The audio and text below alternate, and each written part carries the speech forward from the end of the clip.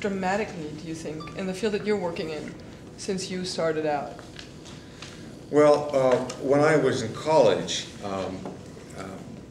I was in computer science, but it was that time it occurred to me that there was the potential for using a computer in movies. I was going to the University of Utah, which is where the foundations were laid for computer graphics, and the pictures were very crude at that time. But I just believed that this is a field that was going to go through rapid change, and that was the path that I wanted to go down. Did people ridicule you for that? Pardon? Saying, did you get any ridicule for that, where people said, you know, computers have to have more important uses than making cute films? No, I mean, we were at a place where we were, from my point of view, it was like an Easter egg hunt, where we were at the first of the line, and you got to find interesting things. I think there are people outside of Utah who didn't figure out what graphics was about. It took a lot of years for people to realize it, that computers produce data, and you need, and we're not used to reading numbers, especially large numbers of numbers, and that we were going through a period in which you needed a match between what the computer produced and the way our brains interpret information. So as a place, we had John Warnock, who founded Adobe. We had Jim Clark, who founded Silicon Graphics and Netscape. We were all classmates together. And each went in different directions, but we also had our own dreams, but they all seemed cool at the time. But for me, it was making movies. And I thought when I graduated that it would take 10 years and to do a feature film, to get to the point where you can do a feature film. This is in 70...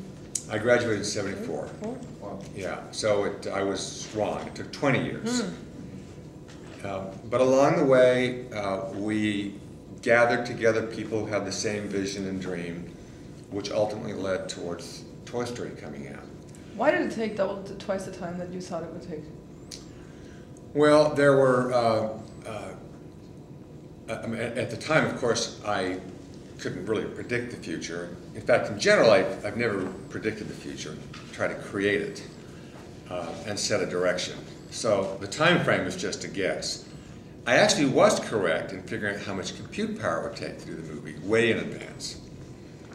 And it was just a matter of waiting for the cost of computing to be in an acceptable range, for the tools and the software to get to a point, and begin to build an infrastructure. So you really had to go through the process of making commercials and smaller things before we could do that. And what was the computing power that you predicted?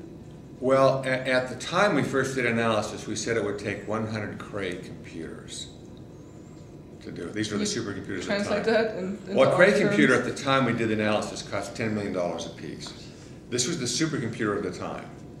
So I just said, I think this is what it would take to make a feature film, and therefore economically we can't do it, so we shouldn't try too soon. And this is where we did the right thing, because we had other friendly competitors who were trying to get the compute power too early, and they basically blew their money moving too soon. Like Silicon Graphics.